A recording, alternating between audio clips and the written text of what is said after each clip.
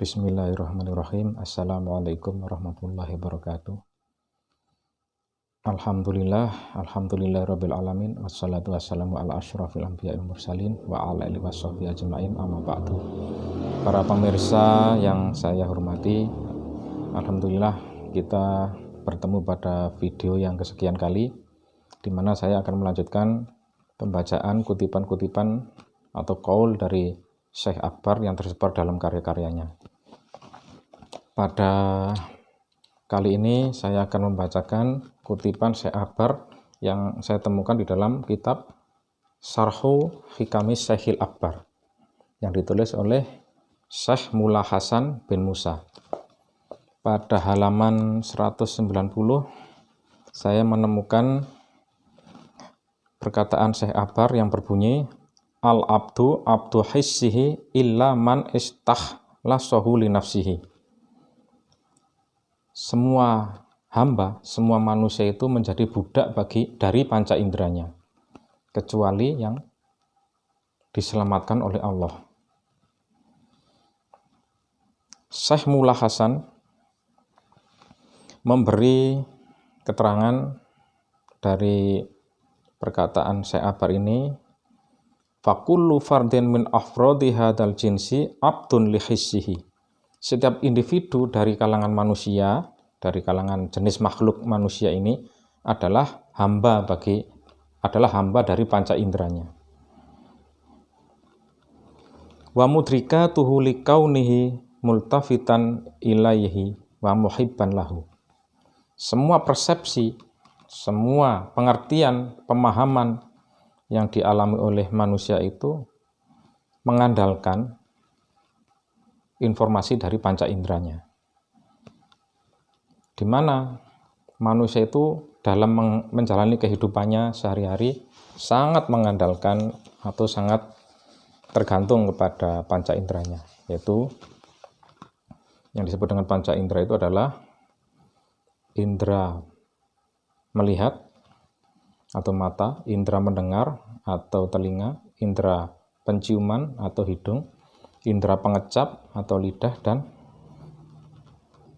indera peraba atau perasa yaitu kulit yang ada pada diri manusia.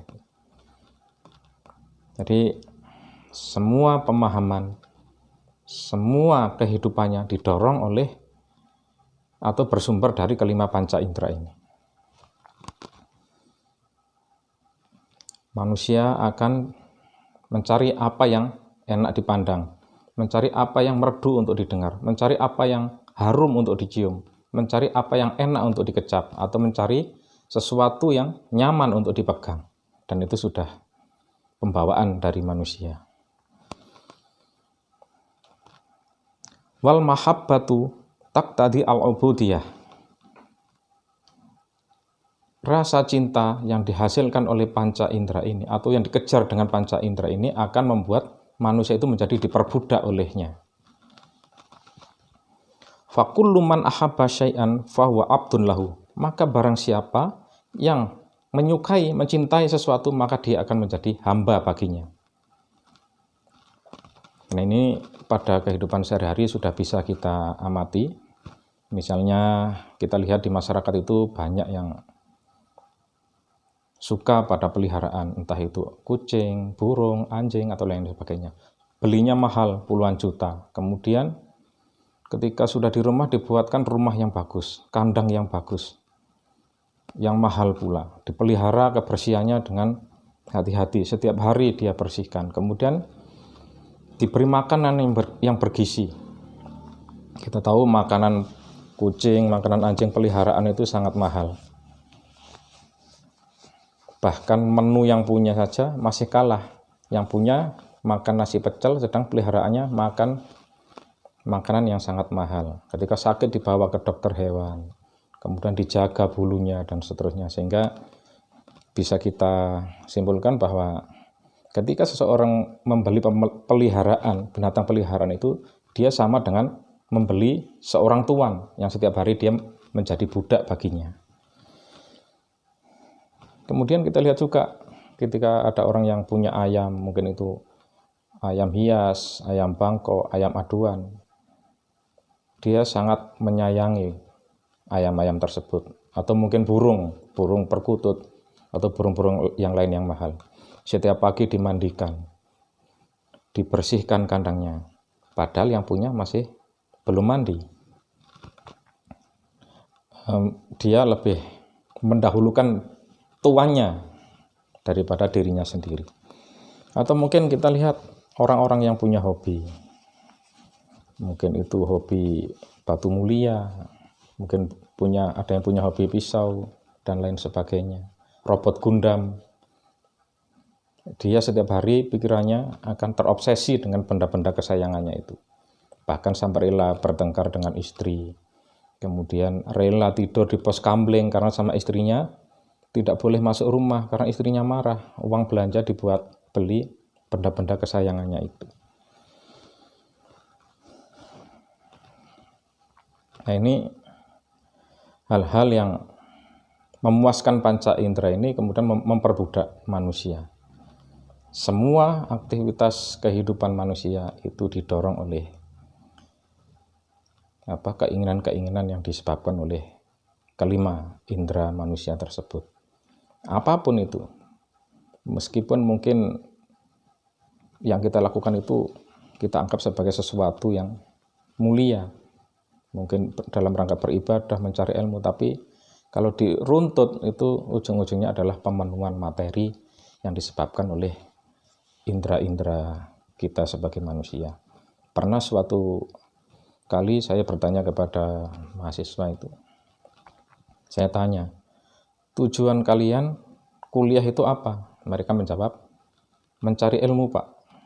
Terus kemudian saya katakan lagi, ya oke lah, saya beri ilmu, tapi tidak saya kasih nilai, mau. Mereka menolak, tidak mau. Wah, saya butuh nilai, ya. Terus setelah dikasih nilai, nanti tujuannya apa? Ya mendapat ijazah. Setelah mendapat ijazah, untuk bekerja. Bekerja itu tujuannya apa? Ya memenuhi kebutuhan-kebutuhan jasad, kebutuhan-kebutuhan indrawi, kebutuhan hisyah, yang mana akhirnya kalau kita lihat semua aktivitas kita sehari-hari ya untuk memenuhi hal tersebut. Kemudian di kalangan mahasiswa ada yang sepertinya tidak terima, tanya kepada saya, kalau orang mengajarkan ilmu itu, Pak, bagaimana? Ya langsung saya jawab, kalau dia mengajarkan ilmu, ketika tidak diberi amplop, dia merasa agak enak, merasa marah, berarti sama saja dengan kalian sebagai orang yang menuntut ilmu, yang tujuannya ijazah. Dari sini saya menjadi ingat teori seorang filosof yang bernama Karl Marx dengan teori historical materialismenya. Dia mengatakan bahwa kehidupan manusia itu didorong oleh kebutuhan materi semuanya. Ini kalau kita lihat, Karl Marx ini lahir pada tahun 1818, sedangkan Syekh Akbar lahir 653 tahun sebelum Karl Marx, yaitu tahun 1165 Masehi. Jadi berjarak 653 tahun. Teori tersebut sudah diungkapkan oleh Syekh Akbar. Terus kemudian kalau kita lihat, apakah semua kehidupan manusia itu betul-betul menjadi budak bagi kebutuhan inderanya, kebutuhan jasadnya? Di sini ada pengecualian. Fala yakunu abdan khalisan sirfan wala yakhruju an hissihi ahadun minal ahad illal abda alladhi istahlasahu Allahu dzalikal abda wakhtarahu wastafahu li nafsihi wa wajjahahu biqalbihi ila nafsihi wa qata'ahu an jami'it ta'alluqat al-kauniyah fa wahatta azimatahu wa adama jam'iyatahu fa huwa fanin ahisihi. Dari ungkapan ini disebutkan tidak semua, ada pengecualian, yaitu orang-orang yang memang dipilih oleh Allah, diselamatkan, diistimewakan, dan diarahkan pandangan hatinya kepada Allah. Dan diputuslah oleh Allah segala ketergantungan duniawi orang tersebut untuk kemudian lari kepada Allah.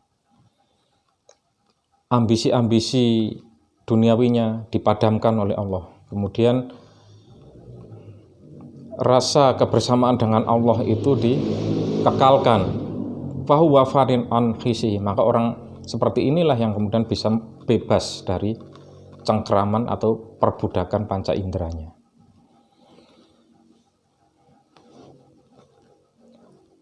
Jadi itu kekecualian, tidak semua manusia. Ada beberapa manusia yang memang dikehendaki oleh Allah tidak seperti itu.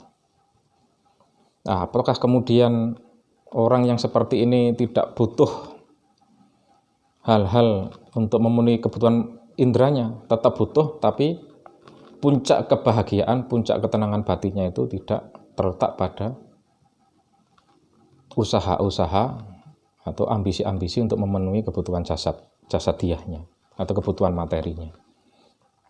Nah, bagi sosok-sosok yang sudah dikehendaki kebaikan oleh Allah seperti ini, maka diterangkan fal abdu idza ra'a qalbahu munqati'an amma siwahu mustaqilan billah.